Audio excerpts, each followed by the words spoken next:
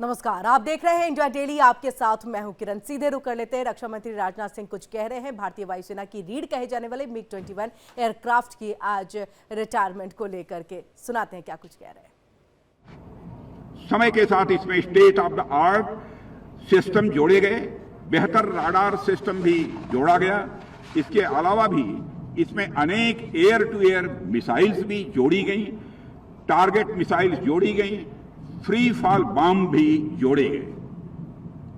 यही कारण है कि MiG-21 को इतने लंबे समय तक हमारी वायुसेना का भरोसा और सम्मान मिलता रहा है। इसलिए आज जब हम इसे विदाई दे रहे हैं तो यह मोमेंट हमें यह याद दिला रहा है कि हमारी स्ट्रेंथ सिर्फ मॉडर्न टेक्नोलॉजी में नहीं है, बल्कि उस लेगेसी में भी है जिसे हमने दशकों से बिल्ड किया है।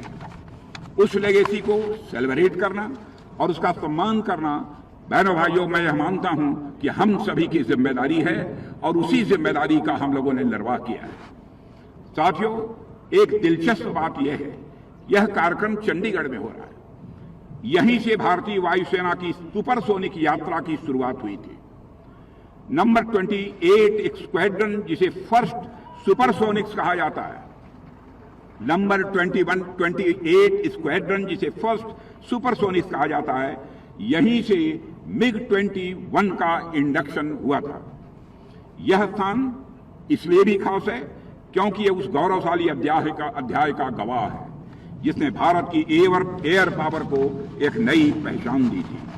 आप सबके समक्ष MiG-21 के बारे में विस्तार में बताने की मैं समझता हूं कोई जरूरत तो नहीं है। हाँ, यहां बैठे हुए आप सभी, चाहे एयर वॉरियर्स हों, वेटरन्स हों या फिर डिफेंस एक्सपर्ट हों, हम सब इसके परफॉर्मेंस से भली भांति परिचित हैं। लेकिन मेरी नज़र में इसका जो सबसे खास विशेषता रही है वह है वर्सेटिलिटी। यह एक ऐसा फाइटर जेट रहा जिसने अपने लंबे ऑपरेशनल लाइफ में हर तरह के रोल इसने निभाए हैं। इसको बर्ड ऑफ ऑल सीजन्स ऐसे ही नहीं कहा जाता है। एक इंटरसेप्टर के तौर पर इसने दुश्मन को रोकने का काम किया है। ग्राउंड अटैक में इसने अपनी आक्रामक क्षमता भी दिखाई है और एयर डिफेंस फाइटर जेट के रूप में इसने स्काईज को प्रोटेक्ट किया है।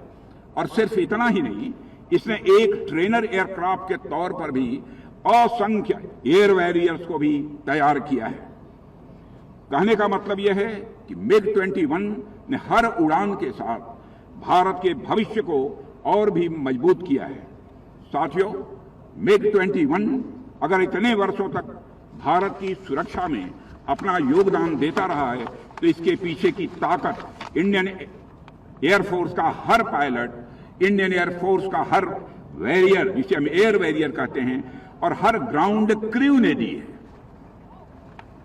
MiG-21 के साथ उन्होंने अपना साहस और अपना समर्पण जोड़ा है, इसलिए उनका भी मैं अपनी तरफ से अभिनंदन करना चाहता हूं।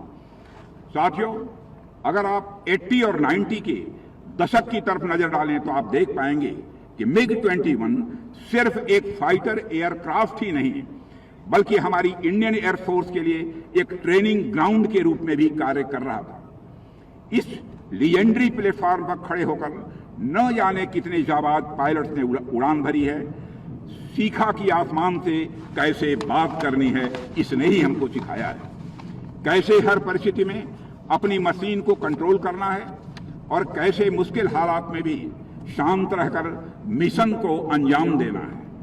आज जो हमारे पास हाईली स्किल्ड फाइटर पायलट्स हैं, उनकी नींव कहीं न कहीं MiG-21 ने ही रखी है। यही वजह है कि भारत की सुरक्षा यात्रा में MiG-21 एक सारथी की तरह हमेशा हमारे साथ खड़ा रहा है। साथियों, आज जब हम उसे फेयरवेल दे रहे हैं तो यह भरोसा भी ले रहे हैं कि आने वाले कल में हमारी नई पीढ़ी इसी स्पिरिट के साथ डिफेंस मैन्युफैक्चरिंग और एयर पावर को और ऊंचाइयों पर ले जाएगी।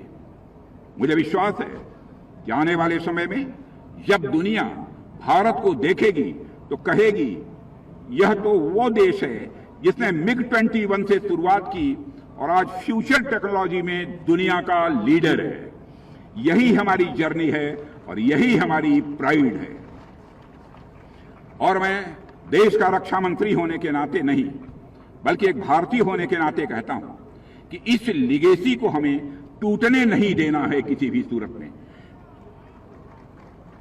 MiG-21 का योगदान सिर्फ इतिहास नहीं है, वह सीख है, वह डीएनए है जो हमें आगे बढ़ाएगा। हमें LCA तेजस की सफलता को अपनी नेक्स्ट मिशन की शुरुआत माननी है और आने वाले fighter aircraft, advance medium combat aircraft MCAS और अन्य प्रोग्राम्स में यह आत्मविश्वास भरने की जरूरत है कि भारत हर चुनौती का मुकाबला कर सकता है और हर चुनौती पर भारत विजय प्राप्त कर सकता है। आज हमारे डिफेंस इकोसिस्टम में रिमार्केबल बदलाव हो रहा है।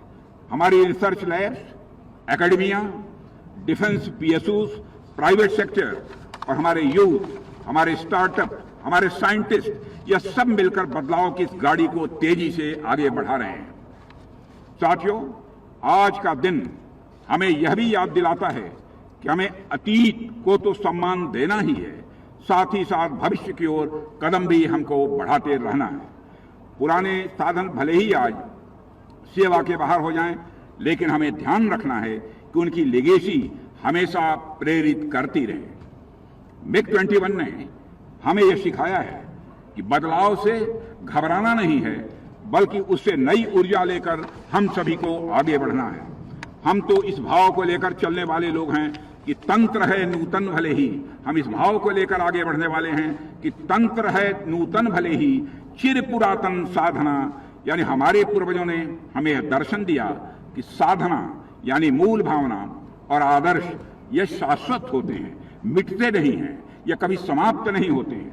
उन्हें प्रकट करने के लिए जो साधन यानी तंत्र और उपकरण हैं, यह सब तो समय के साथ बदलते रहते हैं। जैसे इसे आप इस तरह से समझिए कि हमारे सैनिकों का साहस, हमारे सैनिकों का अनुशासन और उनकी राष्ट्र भक्ति चिर पुरातन साधना है, लेकिन उन्हें व्यक्त करने के लिए जिन हथियारों, जेट्स और टेक्नोलॉजी की आवश्यकता होती है, वे एक नूतन तंत्र हैं और लगातार अपडेटेड होता रहा MiG-21 इसी दर्शन का, इसी फिलॉसफी का एक जीवंत उदाहरण है।